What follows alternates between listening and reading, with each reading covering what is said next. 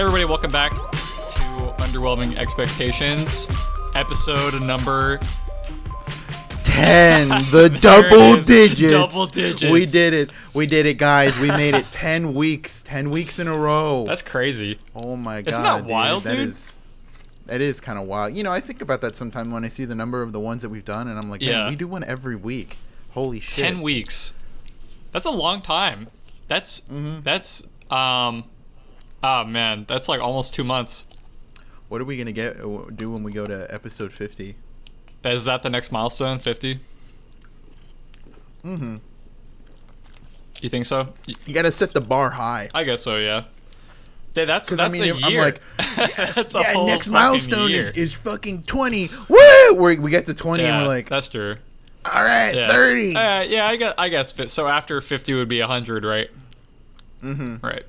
Definitely. Yeah, I don't know. I think we should. I think we should both, drink a 40, and, pour one out for my homies. No, we drink a 40 on episode 40, and then we drink on episode 40. I could do that. We could do that. That'd be funny. We could do it. We could do like a 40 Friday. Yeah, a 40. That'd be sick. I could do that. 40s for episode 40. But yes, we are back. We are the very last day of July, the 31st. The 31st. Before big things happen for me, at least. I made up my mind, guys. I'm going to the moon. After that last episode where we talked about the moon, it didn't sound like a bad deal. And lo and behold, your boy Elon Musk, he opened up his seat and he's like, "Any takers?" I shot him an email. Raised his hand.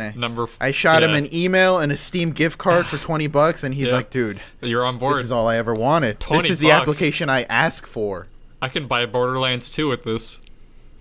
Wow, great, yeah, awesome. And I can be reminded of Magic Man Randy Pitchford assaulting the voice actor for Claptrap. Oh no. Oh yeah, I remember when that was big news. He's not as magical as some would have thought. Or when Mark Wahlberg punched that Vietnamese dude in the eye. We don't talk about that anymore. Why not?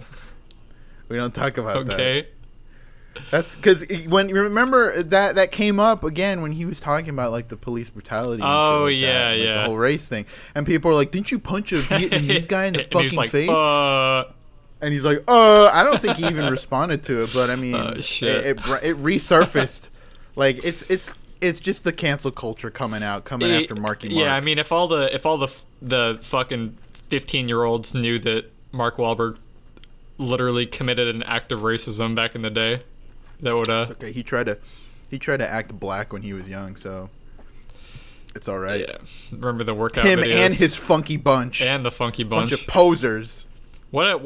Remember the workout video that he did? Yeah. And he was didn't JonTron do a video on that? Or Yeah, that one. And Vanilla Ice also did one, I think. And his fucking brother or something wakes up and he's like, "Come on, Mark, like mom's making pancakes." And then he's like, "Pancakes? Come on, Mark. Stop being fucking gay. Come on." He's like, "Come on, bro." What? And he turns over to his boyfriend next to him in the bed. And he's like, "Sorry, babe, I gotta get up." Sorry, bro. do gay people call their boyfriends bro? I imagine probably, yeah. I don't think there's much of a difference as far as names go for their significant others. I would call Rachel dude, but one, she doesn't like that, and two, it pisses my dad off when I do it in front of him. Yeah. So I think dude is, I don't know. I think dude is more universal than bro is. I think. Do you think your significant other would rather be called woman? No. Like, you, woman, come here. I think that's not. That's not the move. Are you sure? That's probably, are you sure they won't listen to that? Probably. I mean, they would listen for sure, but I don't. You don't think the genetic spike within them would be like, I have to go over there. I must do it. I must. I saw this thing on Twitter. Must have been like a week and a half ago, but it was a hypothetical where someone was saying, what if there was a giant hand that was just floated around all day, every day. Just a giant disembodied hand. And every day, one time a day, it would randomly kill somebody by like just squish them by like squishing with their them. big finger. Yeah, with like their index finger. yeah, just like that. Like you do to an ant when you see one on your shirt. Yeah. You're just like, exactly, just like that. And then what would I do? No, not what would you do. Well, I mean, I guess yeah, but what if would you be a part of like the hand theists that would like worship the hand, or would you? Yes. Would you be part of the atheist group that, not that they didn't believe in the hand, because obviously there would be videos and stuff of people just like taking videos of the hand and shit when it was committing an act of murder, but it's just a fucking hand. So what are you gonna do against it, right? No, you can't arrest it. I would worship the master hand. Of course, I would worship master hand. Yeah. Come on. But like, Kind of a stupid fucking question. And if I defy him, that may or may not up the possibility of me getting squished like a raisin. I mean, yeah, you just wouldn't know if it did or didn't, because when you think about it, one person a day is less than. It's 365 people in 1 year. Yeah, that's not many. It's pretty insignificant. I think I could live with that, but I don't know. It's random, so it could be me one day. Exactly, that's what I'm saying. It's just like regular death. But if I worship everybody. him, would that change the possibility? No, well, maybe, probably not. I'm gonna say no. No, because people who don't worship God don't die faster. Do you think that he like looms over like the towns, right, for a good bit, and then after a while of killing people, he realizes that there's like a cult of him, and he just thank you for worshiping me. Thank you. You're cool. I like you. And that's how he talks. He just does the little fucking little duck hands. Yeah. He just like a sock puppet. Yeah. He's like, whoa, holy shit. Yeah. But you're killing other people before I can get to them? Yeah, I like to think he's just a fucking like a hand that just floats through the air and just a disembodied hand. just all the time. Never stops moving. I think it's kind of like it reminds me of like in sci-fi movies when like a planet gets invaded, right? Yeah.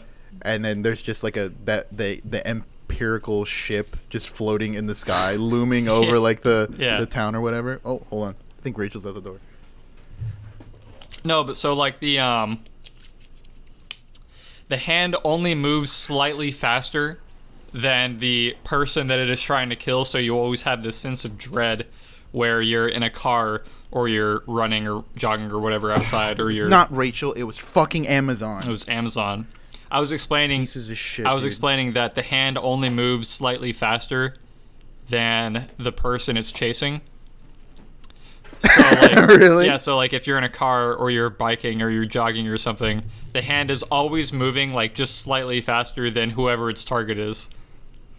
That sounds quite terrifying. That sounds almost like the Austin Powers bit with the steamroller. Almost. Yeah, it's just only slightly. Almost. Yeah, it's almost. But I think it's funnier because there's somebody who's really running their heart out, right? They're like, and it's just this fucking hand with the one finger just floating above him and slightly, just slightly catching up to him. Just looming over him at all times. That'd be terrifying. The shit out of him.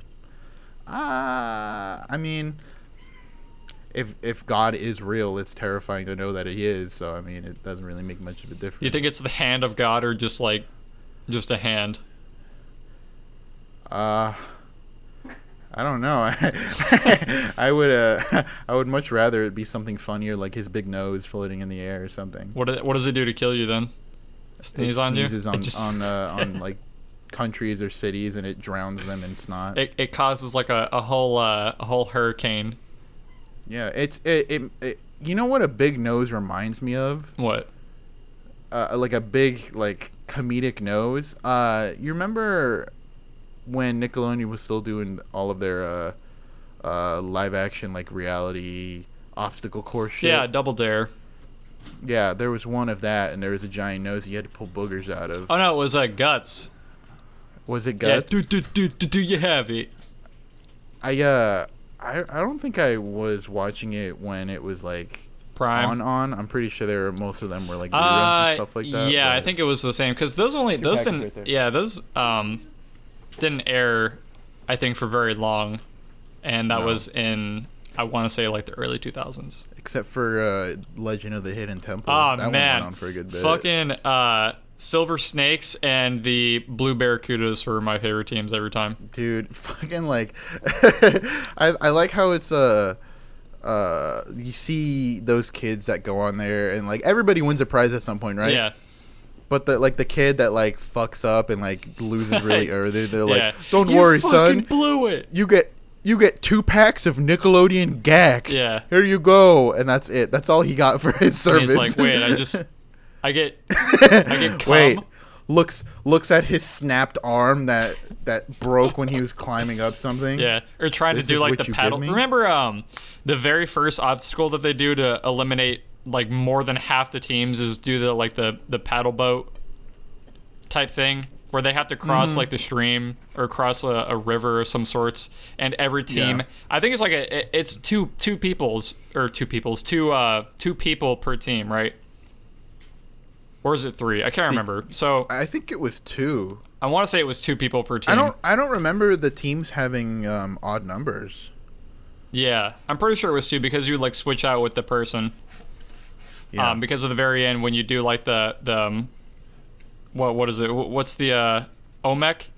Is the Olmec? The big guy. Yeah, the big stone head who would be like the big stone. Well, I wonder what they did with him after the show ended. He's probably in a prop room or something. That must be terrifying to find. He's just like mounted up somewhere, and he's a big face, and it's like, holy shit! What the fuck is that? What else was I gonna fucking say? Oh, like when I was younger, my dad would let me watch like a lot of shit I probably shouldn't have watched, right? Right. And he would watch them with me. One of the things that we would watch that we really enjoyed was on Spike TV. There was a like I guess it was popular in Japan, but when they brought it to the States and they dubbed over MXC. Yeah, MXC. Fuck MXC. yeah. MXC. Me and my dad watched the shit out of MXC. Me and my dad watched the fuck out of that show. Funny. It was so it's good, golden. dude. They're still up on YouTube. You can like look them up, and we should watch that sometime with Madison. Dude, I would love to watch MXC. It's fucking I'm funny. not sure if any of those jokes really hold up still. Most of them do. I remember watching it. I try to make it a point to at least revisit it yearly, and I think I watched it last year, and there was still okay. So some of the stuff that I think would be funny back in the day isn't as funny now, but there are other parts that are still like it's still slapstick humor, and it's still like really fucking funny. They add in sound effects and stuff. My favorite parts of all of those were when the contestants would introduce themselves. Yeah. That is the best shit. They'd always walk up dressed like an astronaut, and he'd be like, "I ate fish last night and it upset my stomach." Yeah. And then he would just start running and doing the obstacle course. Just take a big ass spill immediately. Fucking, it's so nonsensical, and just it doesn't have any relevance to what they're dressed as or what they're doing at all. It's so stupid, dude. Yeah, I love MXC. I watched the shit out of it. I wonder how they got the rights to do that, because it's not their show, and they would have had to got permission from what was the original show called? It was called oh my god, I used to know it. It was I forget the name of the original show, but they must have had to get permission from the owners of that show to be like, hey, we're gonna take your show and dub it over and like make fun of you at the same time, but it's not gonna be about making fun of you. It's gonna be about like, you know, like a comedy show, because it was a game show. I can only imagine.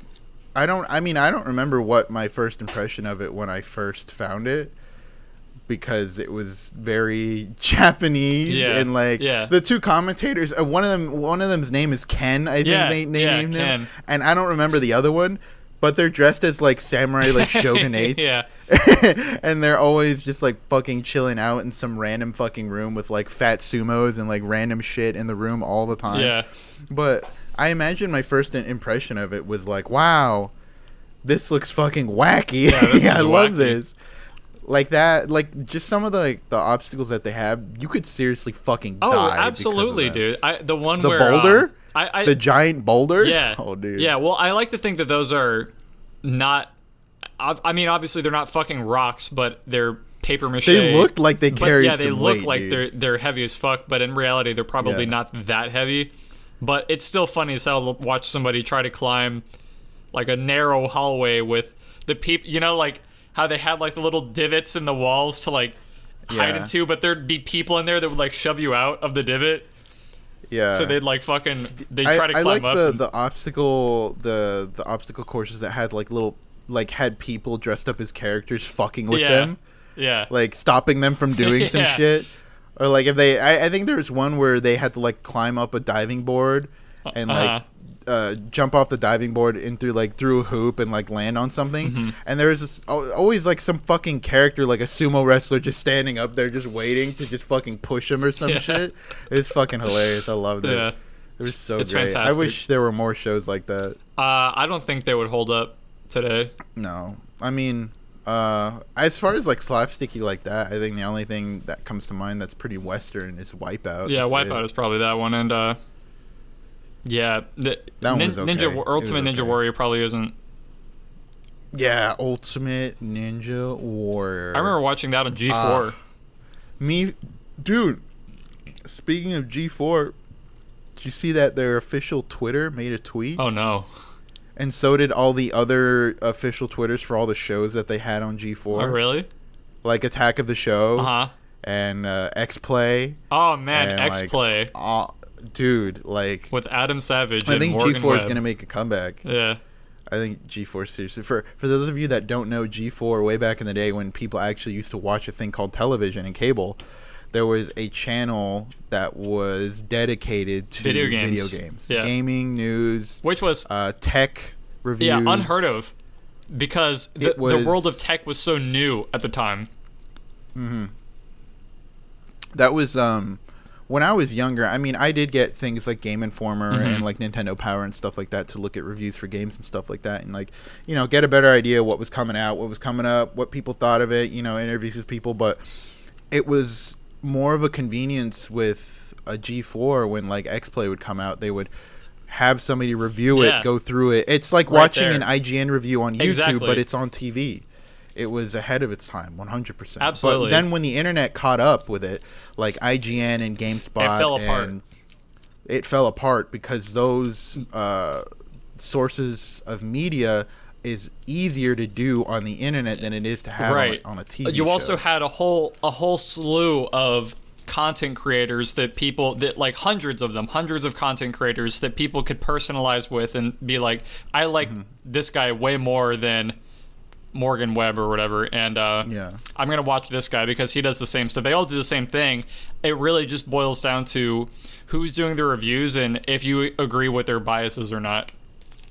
Like, what's really funny is, like, a lot of the people that used to work at G4 eventually started to do their own YouTube stuff. Right. And they're kind of a lot more... Like, most of the guys at Funhouse used to work on Attack of the Show. Yeah. Bruce used to work on Attack of the Show.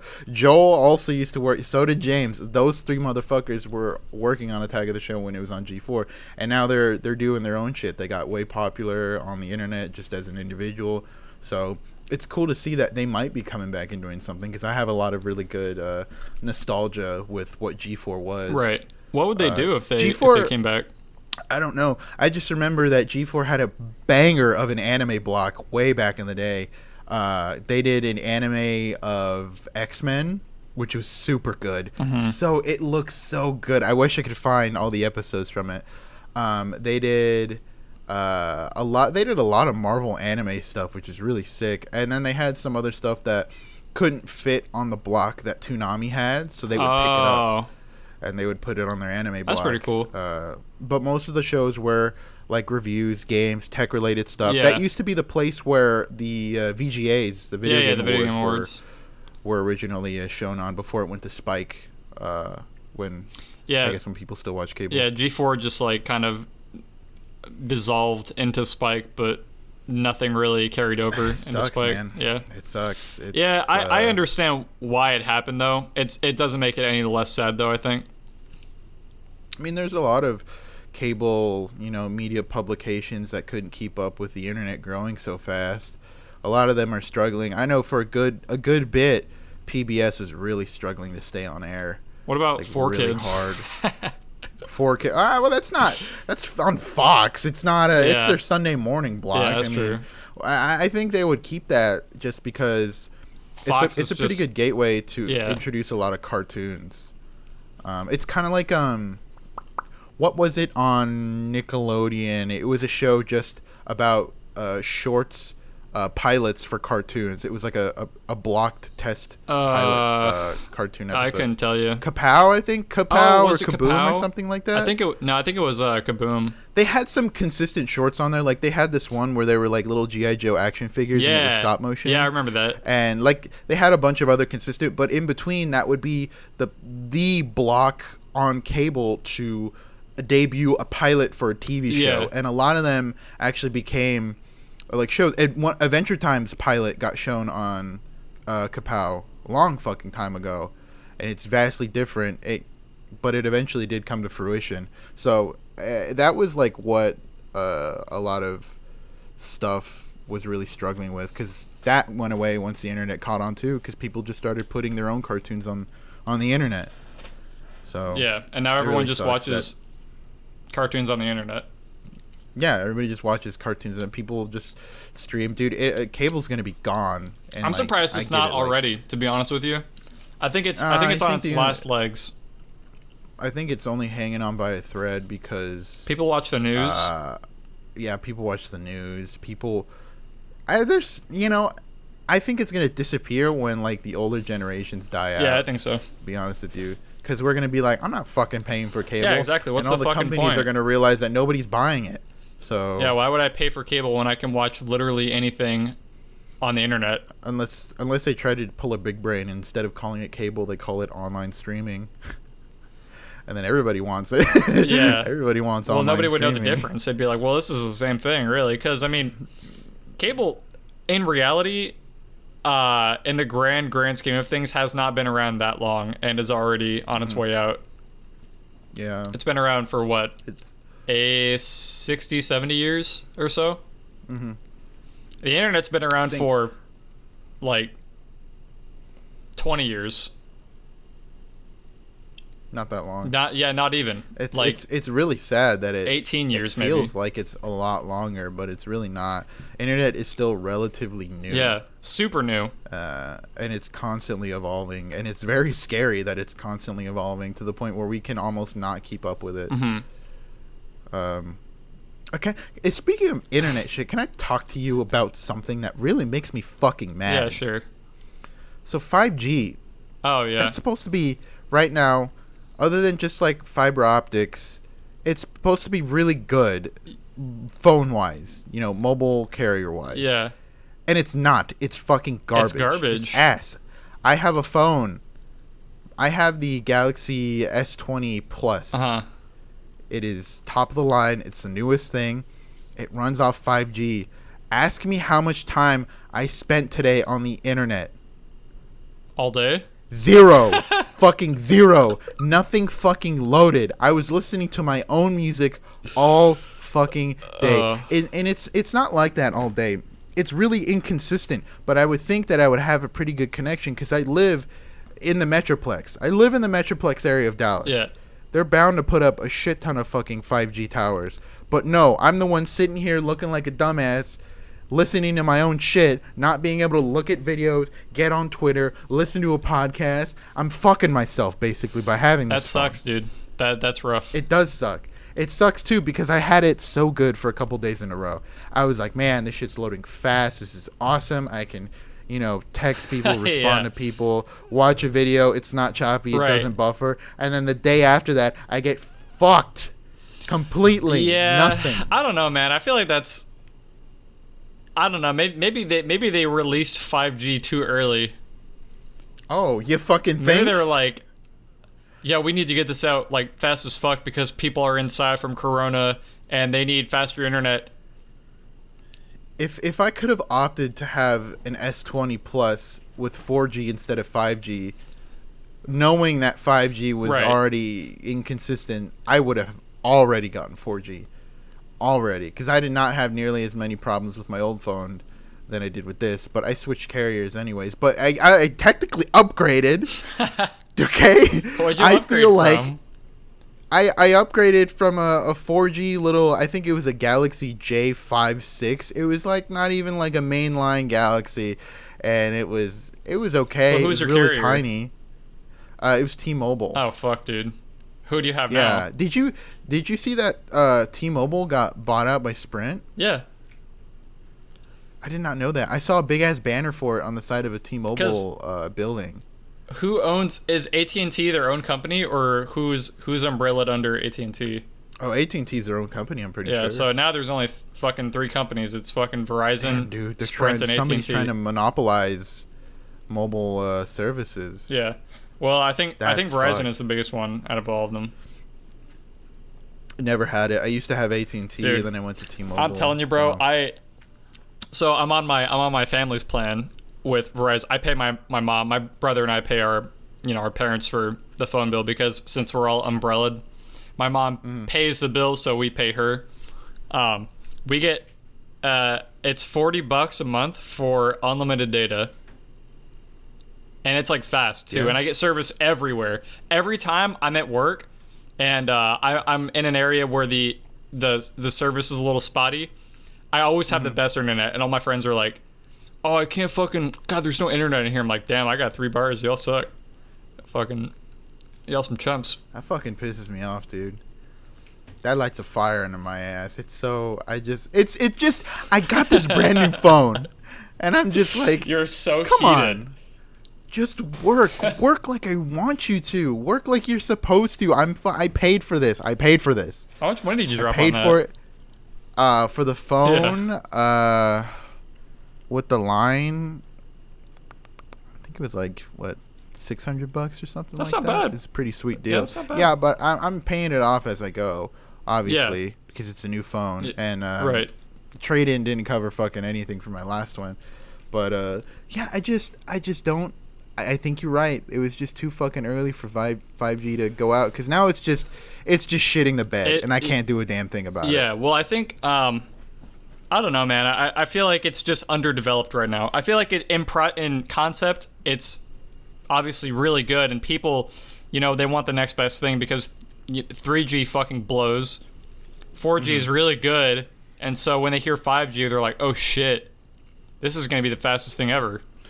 Oh shit, bigger number. Oh my god. Remember that Super Bowl commercial from 2012, I think?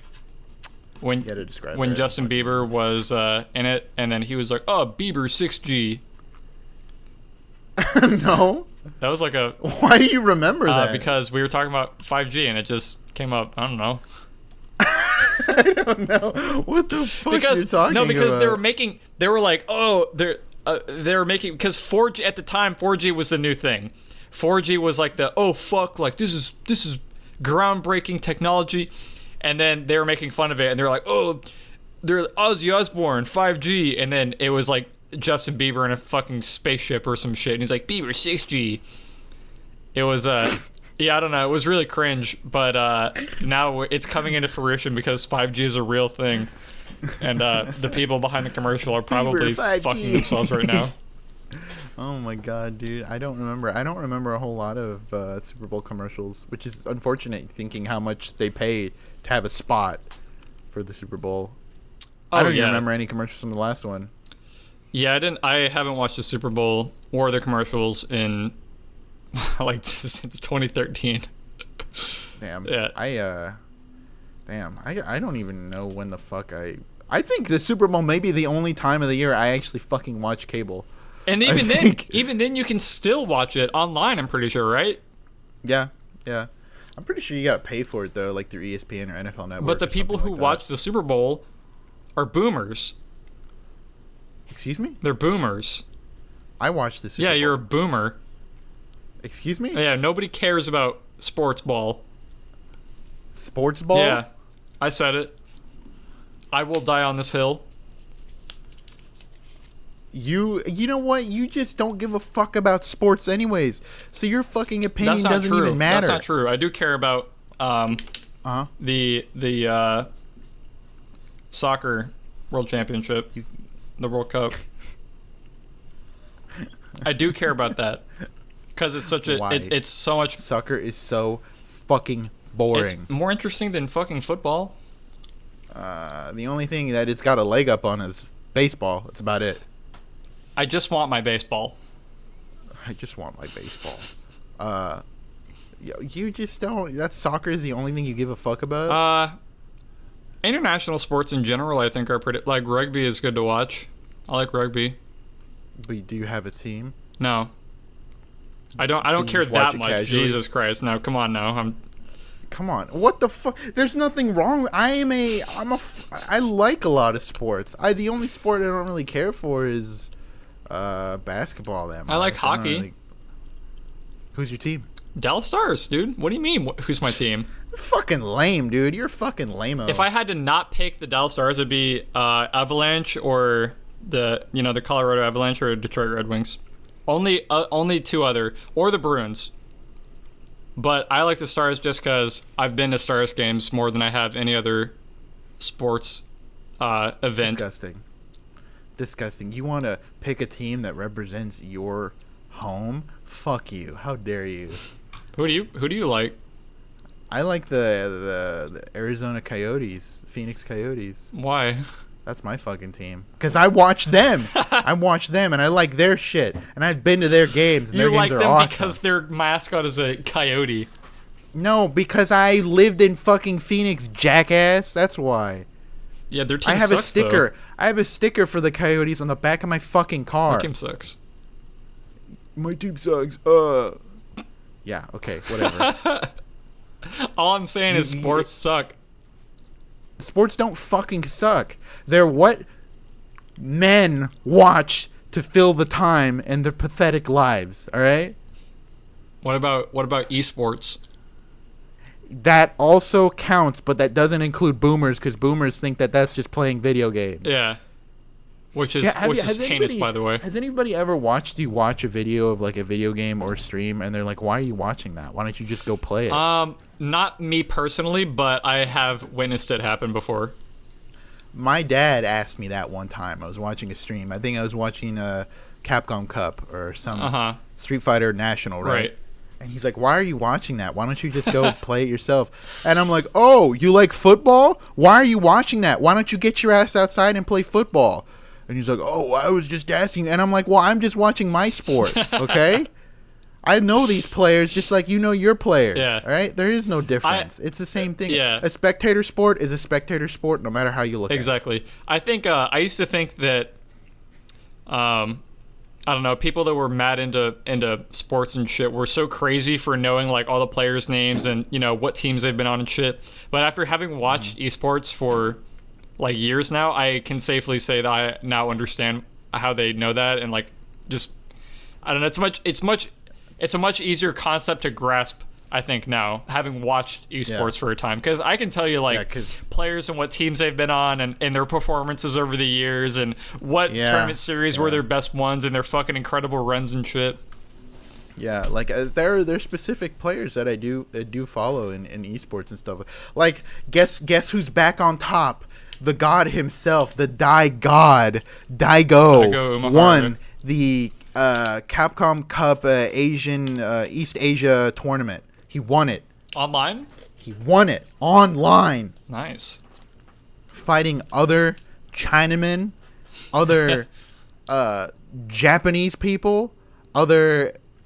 Dude, like, he fucking crushed it. He did some crazy fucking shit. And it sucks because this is the first big major he has won in Capcom Cup for, like, a long time. And it's only when it's online that then people are like, it's so funny, though, because in Smash Bros., it's the same fucking thing. And it is so goddamn... It's funny, but at the same time, it's very disheartening for newer players because...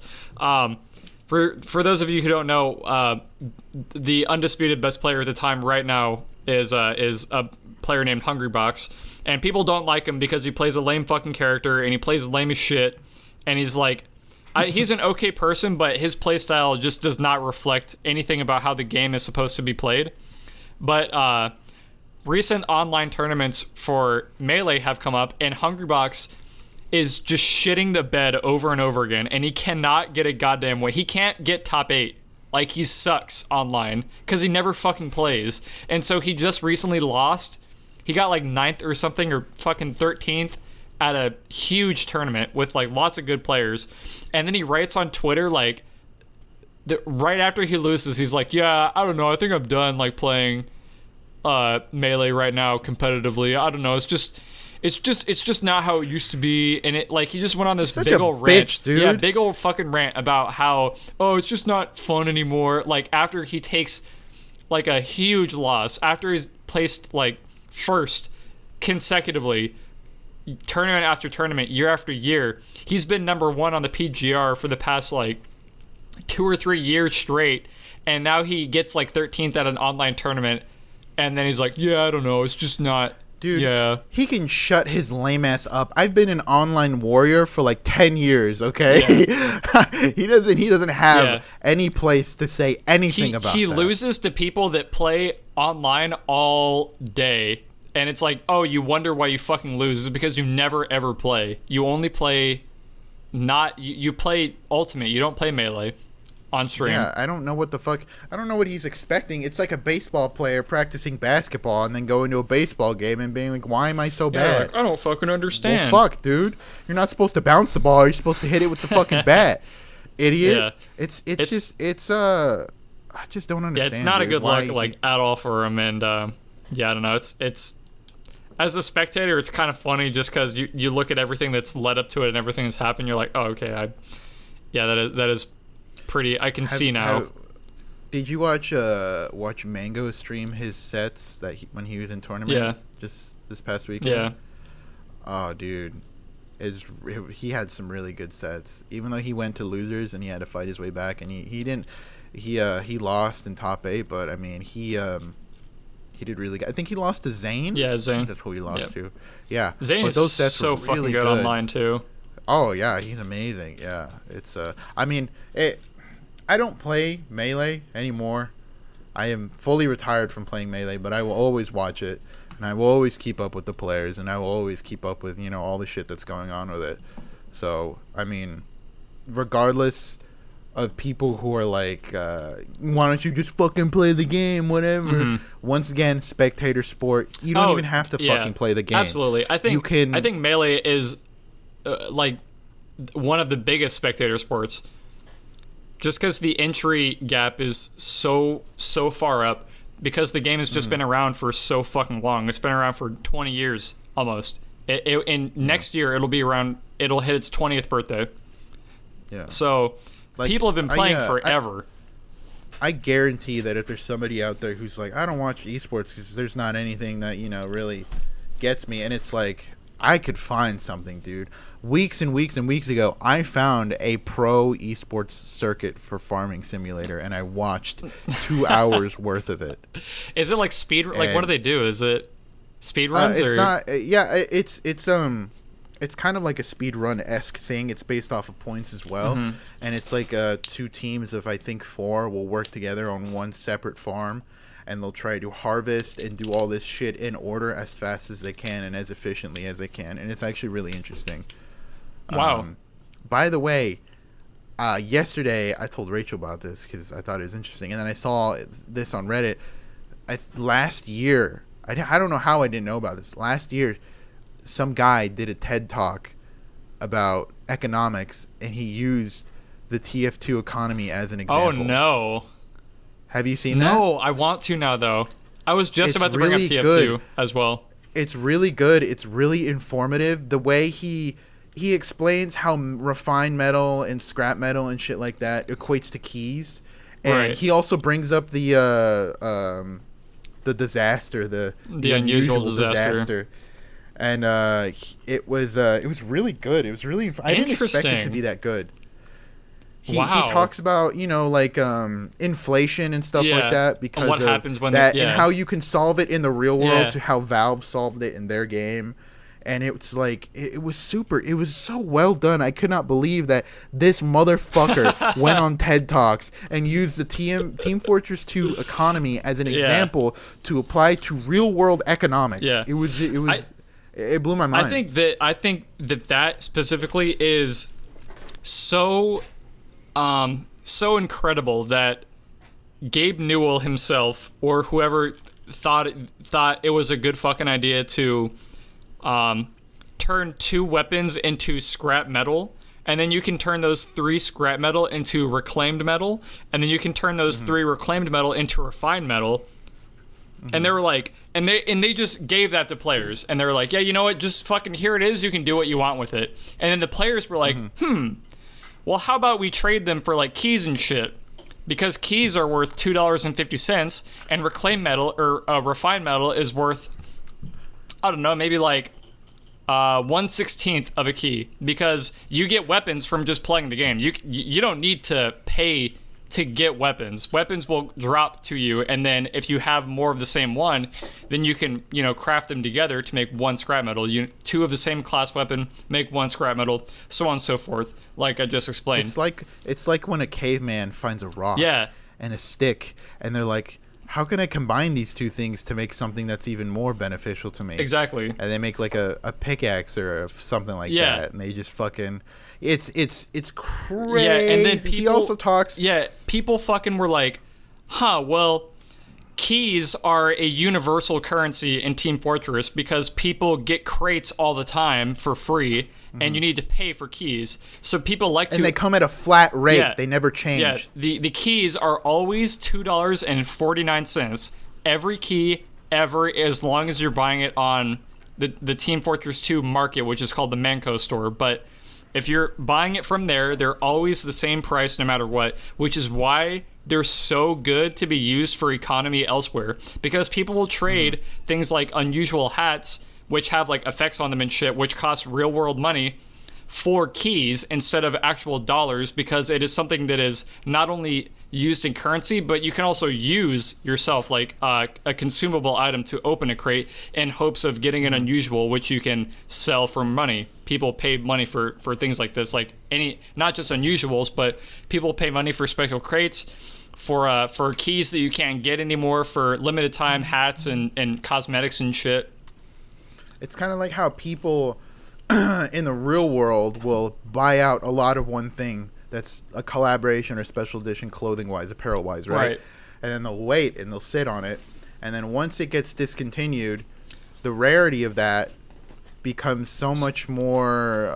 it's valuable. The monetary value of it shoots up, right? So they start to disperse it little by little instead of hammering it all out, because then it'll inflate the market and there'll be too many of them out there. Even though you're getting a bunch of cash in, it's really not doing as good for you if you were to do that again. Right. Because people would not want that anymore. Exactly. And he talks about what does he talk about?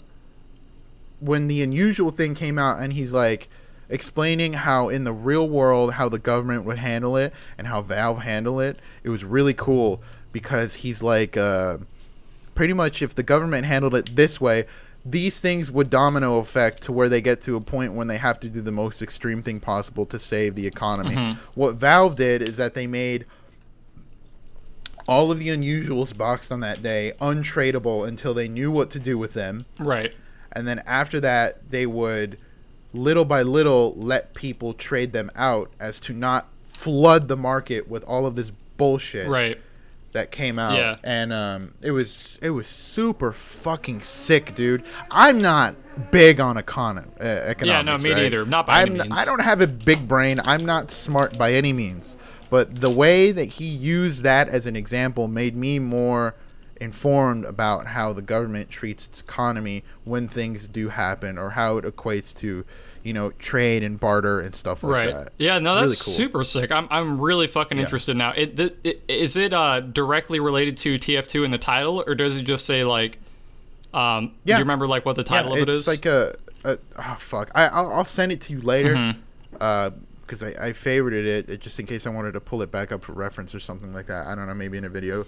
I'm thinking about doing a Team Fortress video just for the fuck of it, to be honest with you. That'd be sick. Because we've been hamming out TF2 Yeah, we a have. lot We've been lately. playing TF2. I think this is like the nail in the coffin, though. I think I'm going to continuously play TF2 way more often now than I did before, because I didn't touch it for months at a time. Same. Because the cycle that me and Noah usually go through with playing TF2 is that either one of us is playing it at a time, but this is like the first time in, I don't know, maybe like a couple of years where we've both been playing it like simultaneously for more than like a couple days at a time. Like I've been playing TF2 for the past like 2 weeks now, which is it's just longer than it's just like when we were kids and when we first got our laptops and shit. Yeah. And we were hamming out TF2 and I was like, on there. I'm gonna download Steam and play TF2 on Good on fucking low time. settings. And then playing Gmod and then realizing that, you know, it's fucking hard to have 2 games on my hard drive because it just slows down the other. Man, this Chromebook isn't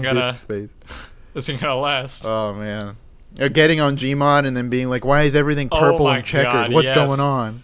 And like getting on Gmod and then taking like 3 minutes to load a map because you have to download all the assets.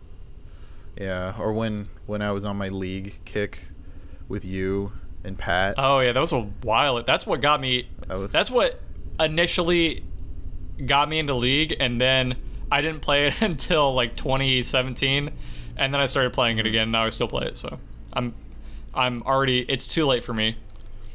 Don't know if I'll come back to it because there's a lot. I'm in too deep. A lot to learn. No, I wouldn't even fucking bother, dude. It's not worth it. It's the game itself is not in a good place right now. If the game ever gets better to a point where I would be proud to say that I play League of Legends, then I'll tell you that moment, and then you can. You currently don't feel proud to play League of Legends? No, dude. Hell no. I don't feel proud to have. So let me run you through a quick, just a quick scenario with what goes through my mind when I sit down at the computer and I say, today I'm gonna play League of Legends. So. First things first, I never, ever play by myself nowadays. I never play by myself because it's too much. I cannot play this fucking game. I need somebody there to vent to express to them how shit my teammates are. Like, every time, no matter what. I simply can't play by myself. So I always have to have a friend play. And then when we play, we don't play the serious ranked game mode. We play for fun game modes. And then, even in those supposed to be fun, normal games, I still get upset because my teammates are still dog shit every single time. So I still play those games, right? And then something happened, just one thing goes wrong, right, in the game. Like, somebody didn't respond in time or somebody didn't rotate across the map to help me. And then I'll be like, dude, I'll be like, God damn, this guy is so ass. How can I literally, something that I said to my friend, I think yesterday, an actual sentence that came out of my mouth was, I can't believe people's brains are this small. I literally can't believe it. Like, you are currently operating hopefully a keyboard and mouse separately, and your brain is still this small. I just can't believe it.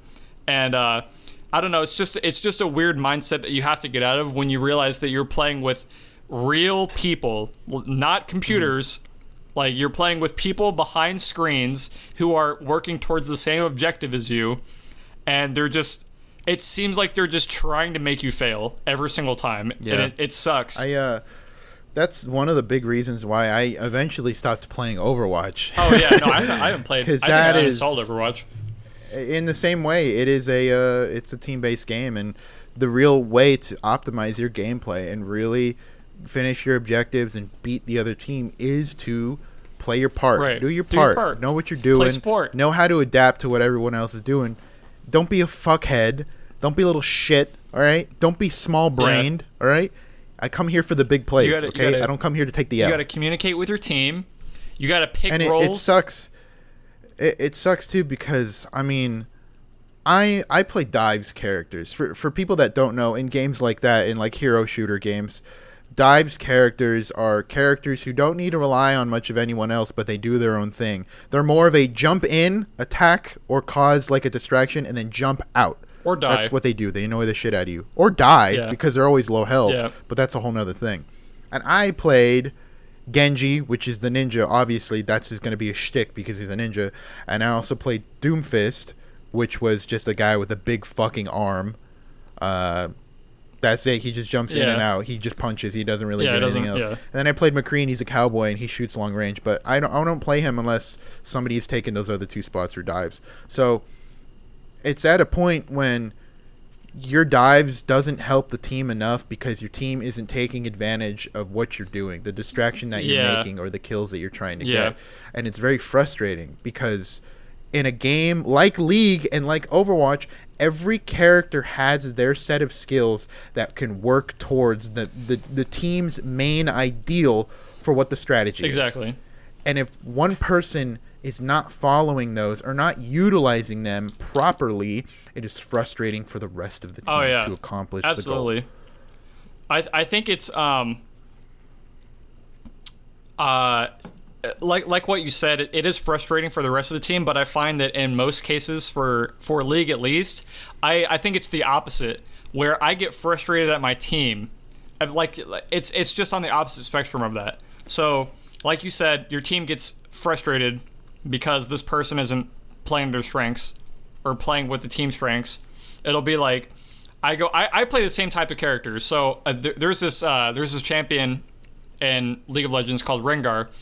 I main Rengar, and he is like what you mentioned. He's typically defined as a dive character, where he's an assassin, so you build damage on him. You don't build like tank or anything like that, so you die relatively easily. But your main objective is to jump in, kill squishy targets, and then either die or jump out. And I think it's hilarious that me and you play the same style of character. Yeah, I think that's absolutely. Well, I didn't used to play. I only picked up Rengar in like 2018 or something, and I've been playing him, or 2019. I've been playing him since. When I played Jinx, and that's completely out of my element. Yeah, well, she's a late game hyper carry, so she sucks early, mid, and then she's really, really good late game. But yeah. So I used to play support, so I used to only like religiously play support characters, because the person that got me into it played ADC, or the attack damage carry, so I wanted to support him.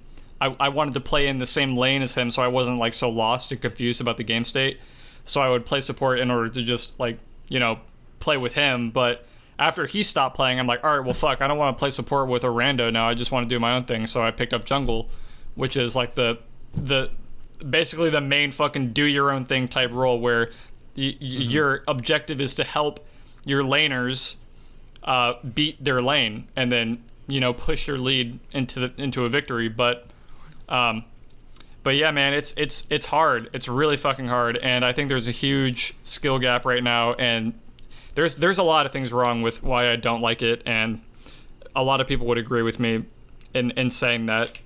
So I'm not too pressed about the current state of League of Legends, because it's really garbage for anybody that wants to play the game competitively. So I wouldn't ever fucking. I only play like for fun right now.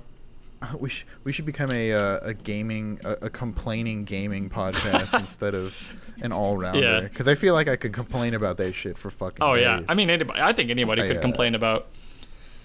And you know what? That kind of frustration also applies to games that aren't character specific to your team, like Counter-Strike. Same kind of shit. Yeah. You are chosen based on what weapon you have. If you have a sniper, you're going to play hallway. You're going to play lane. You're going to play a long stretch of, area. Walkway. Yeah. Of area. And if you're not playing it and you get fucked off, that leaves one side completely free for passage.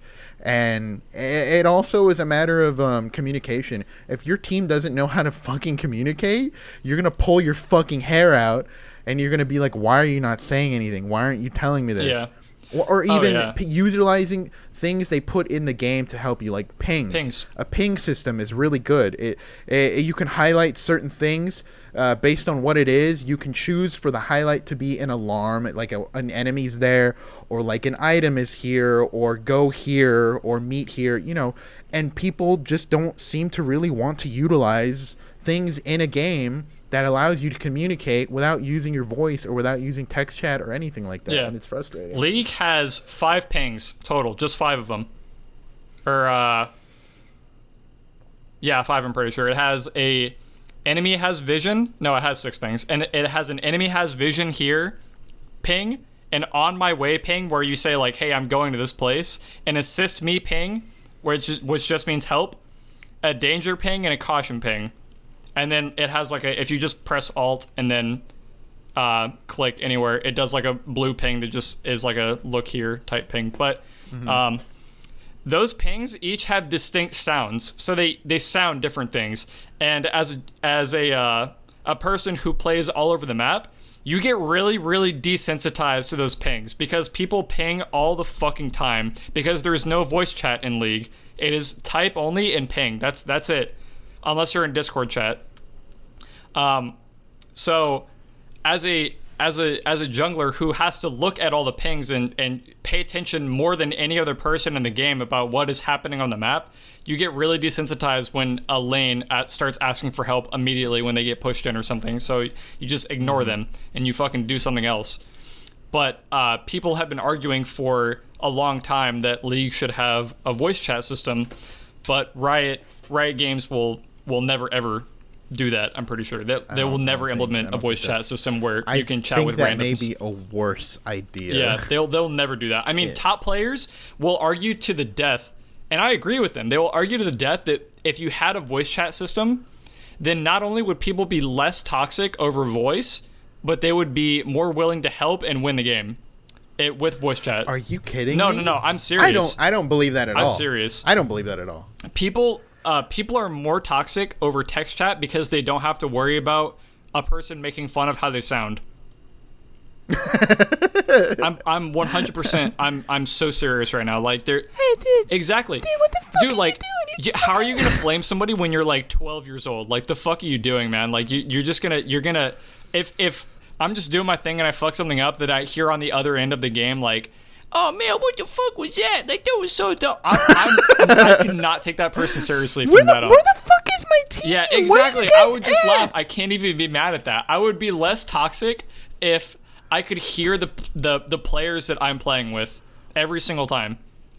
And I don't know, dude. And I wouldn't laugh at it if it were a kid. I'd be more annoyed, if anything, because it's like, just shut the fuck up, kid. You're not gonna help, so just shut up. Stop fucking talking, please. Well, the people that you're playing with are generally supposed to be within your skill range. That's how the matchmaking works. But a lot of times it doesn't seem like that at all. It seems like the people you're playing with are fucking chimpanzees at the computer, and they don't understand how a mouse and keyboard work. Bunch of fucking Neanderthals fucking click-clacking on a fucking man, keyboard. Sometimes it's just like that. I don't know, bro. It's rough right now, so I don't recommend ever playing it right now. I mean, there's a little bit of that in every fucking multiplayer game. The only game that I don't feel like that gets it, that I get frustrated about, like, doing your part is like Call of Duty. Yeah, I was about to say that Call of Duty is probably one of those games, because I feel like that's more of a solo carry type game. Like, you don't need to worry about your team in Call of Duty. You just do your own fucking thing. Fucking anything. I mean, call-outs help, sure, but nobody's dependent on anybody else, because everybody else kind of has a pretty good leg up. I don't even listen to call-outs in Call of Duty. Like, if one person on my team said, "Oh, person left window" or something, I wouldn't even listen. I'd be like, "All right, man, cool. I'm just gonna keep doing my own thing." What did you say? Yeah, I don't. What? Like, if I'm not anywhere close to where he died, I just don't care at all. Really? Yeah, I wouldn't care. I'm always open for a call out, man. No, I'm open for call outs on like Warzone and stuff, but regular multiplayer, I don't give a fuck. I want a real call out though. I don't want to, hey, there's a guy there. Okay, where there? Yeah. You fuck? Where is he?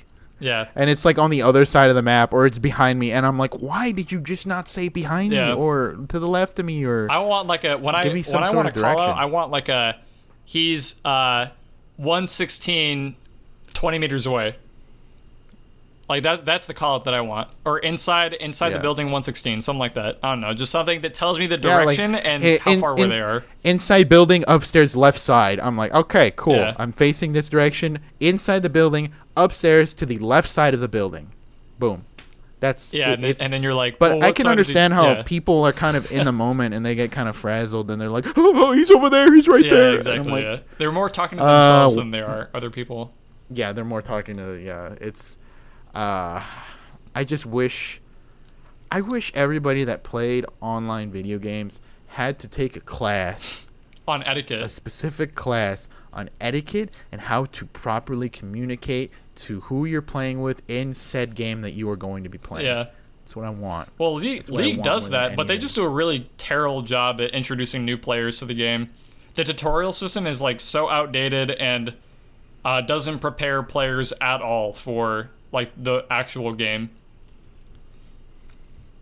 What do you think it needs? Well, it needs to just be updated. I think like everything in it needs to be updated. You need to teach players about which pings are which.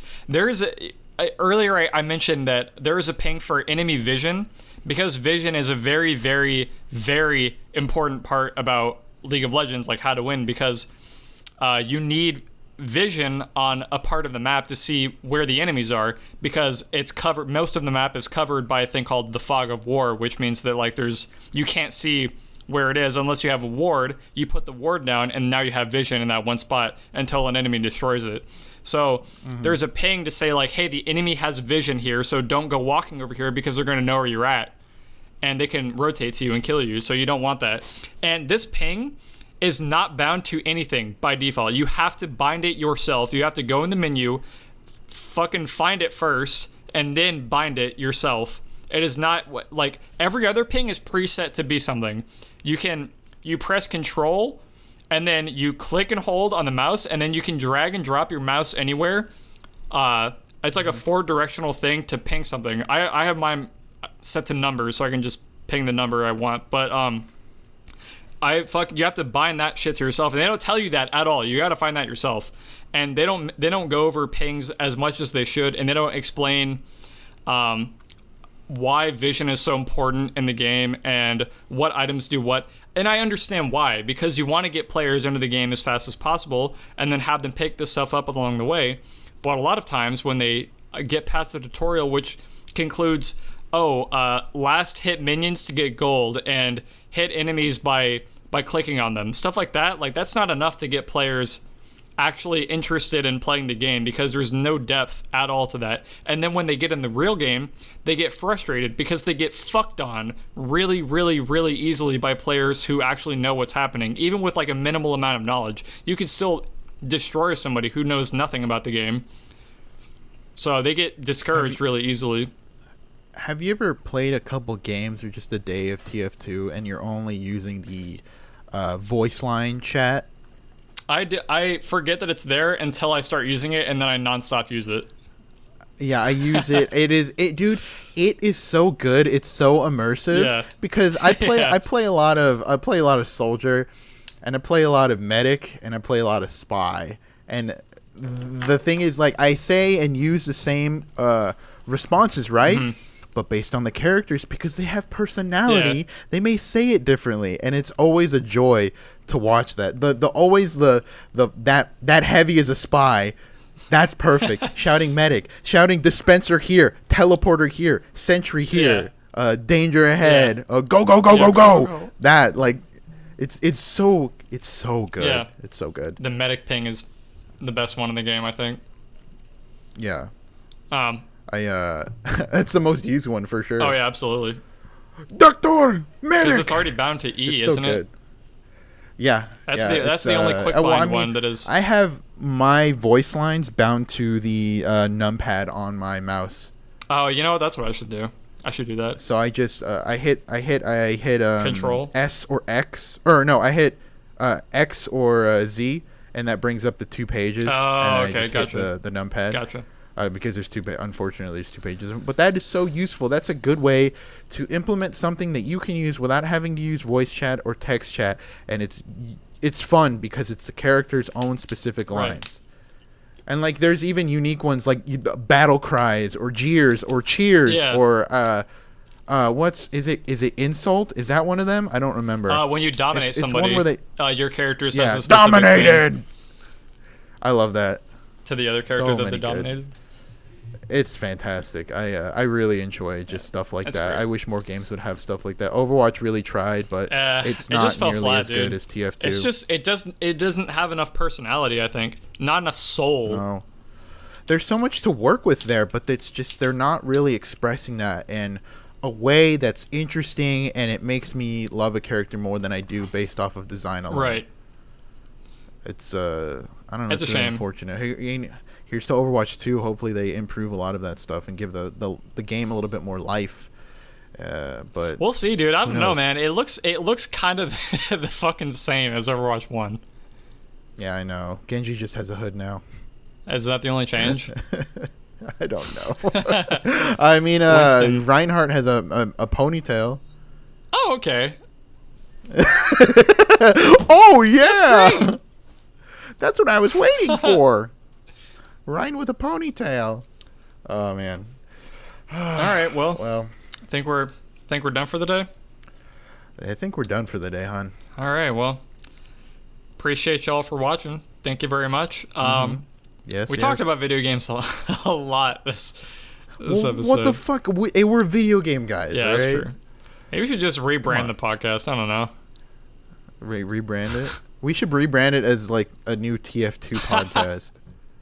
I don't know if I could talk about TF2 for 30 more episodes until 40 Friday. I could. I 100% Yeah, you're probably could. right. I could. But yeah, guys, thank you very much for watching. Stay safe. Wear a mask. Please.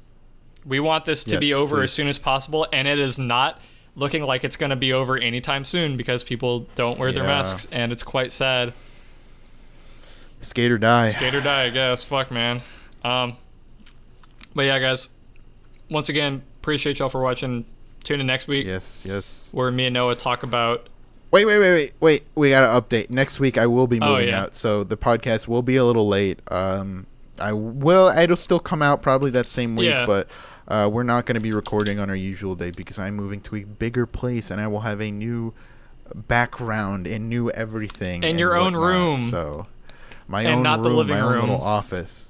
My own gamer space, like me. I have my own gamer space, dude. It's my own game space. Yeah, right here's my safe space. Yeah, but that's what's gonna happen. So expect it to be a little bit later than usual next week for sure. For sure. But yeah, we'll try to have that out to you guys as soon as possible whenever we get everything done and shipped out. Yep. But tune in next week when me and Noah talk about the duality TF2. of man. Okay, of course. All right, guys. I'll see you later.